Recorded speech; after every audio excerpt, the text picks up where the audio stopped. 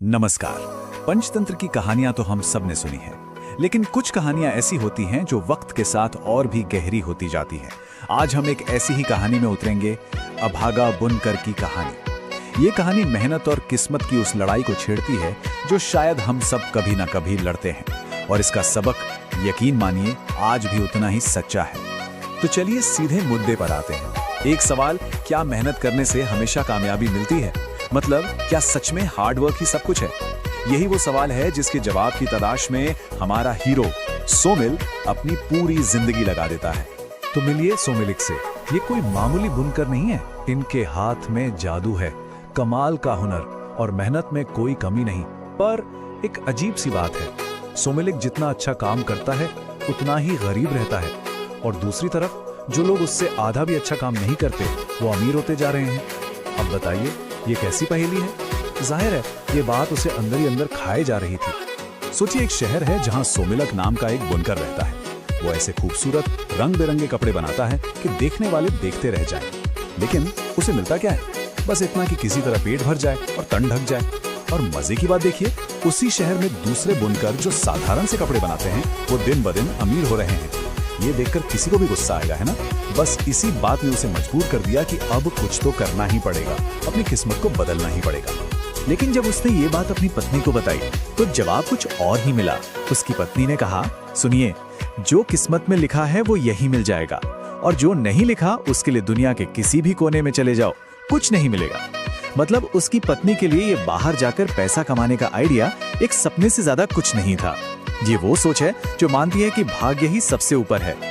पर सोमिलिक को ये बात जमी नहीं। उसे लगा कि किस्मत के भरोसे बैठना तो कायरों का काम है। उसका मानना था कि पैसा, दौलत, ये सब मेहनत करने वालों को ही मिलता है। जो कर्म करेगा फल उसी को मिलेगा। और बस यही सोचकर वो निकल पड़ा वर्धमानपुर शहर की ओर, अपनी मेहनत से अपनी तकदीर लिखने। और जानते हैं क्या हुआ? उसकी मेहनत वाकई रंग लाई। पूरे 3 साल दिन रात एक करके सोमिलिक ने अपनी कला से 300 सोने की मोहरें कमा ली। 300! उसे लगा, बस मैंने किस्मत को हरा दिया। अब वो बड़े आराम से खुशी खुशी घर जा सकता था। लेकिन कहानी में ट्विस्ट तो अब आना था। घर लौटते हुए एक रात उसे एक बहुत ही अजीब सपना आता है, और जब सुबह उसकी आंख खुलती है तो वो देखता है कि उसकी 3 साल की मेहनत की कमाई, वो 300 सोने की मोहरें गायब हैं। सब कुछ गायब। उस सपने में सोमिल ने 2 ताकतों को आपस में बात करते हुए देखा था। एक था पौरुष, मतलब हमारी मेहनत, हमारा एफर्ट। पौरुष ने कहा, देखो, जो भी मेहनत करेगा मैं उसे उसका फल जरूर दूंगा। तो दूसरी तरफ से भाग्य यानी कि किस्मत ने जवाब दिया, ठीक है, फल देना तुम्हारा काम है, पर वो फल उसके पास रहेगा या नहीं ये तो मैं तय करूंगा। अब आप सोच सकते हैं सोमिल की हालत। वो पूरी तरह निराश होकर वापस वर्धमानपुर लौट गया, पर उसने हार नहीं मानी। इस बार उसने और भी ज्यादा, पहले से कहीं ज्यादा मेहनत की, और सिर्फ 1 साल में 500 सोने की मोहरें कमा ली। लेकिन किस्मत को कुछ और ही मंजूर था।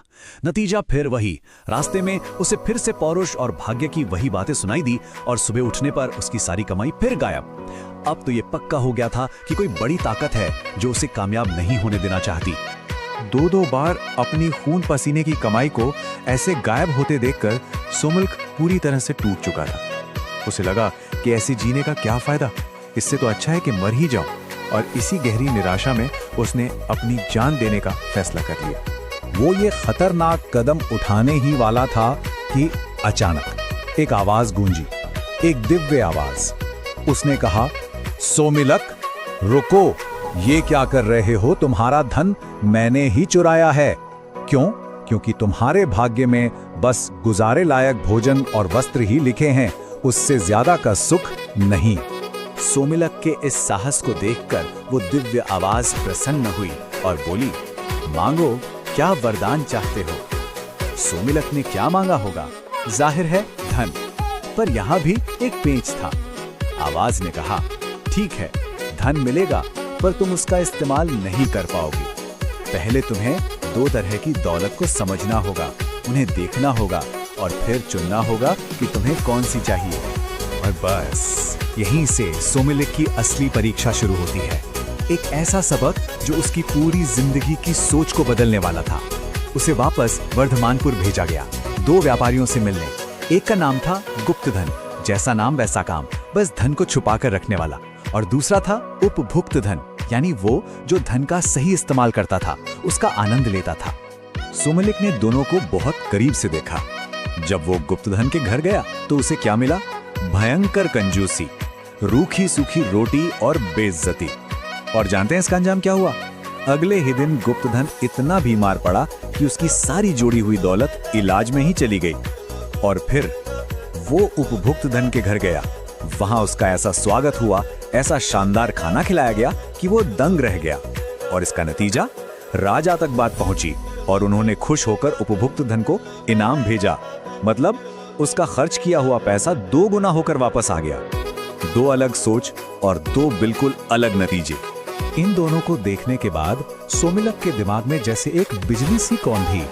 उसकी सोच पूरी तरह बदल गई। उसे आखिरकार समझ आ गया कि पैसे की असली कीमत उसे तिजोरी में बंद करने में नहीं, बल्कि उसे बहने देने में है। उसे दौलत का असली रहस्य पता चल गया था। तो देखिए सोमिलक का ये सफर कैसा था। पहले वो मानता था कि सिर्फ मेहनत ही सब कुछ है। फिर जब मेहनत का फल छिन गया तो वो पूरी तरह निराश हो गया, जिंदगी बेकार लगने लगी। पर फिर उसने दौलत के 2 बिल्कुल अलग अलग चेहरे देखे और तब जाकर उसे असली ज्ञान मिला। उसे यह एहसास हुआ कि असली दौलत वो नहीं जिसे आप बचाकर रखते हैं, बल्कि वो है जिसे आप दूसरों के साथ बांटते हैं, जिसका आनंद लेते हैं। और आखिर में सोमिलक ने अपना फैसला सुनाया, और वो क्या था?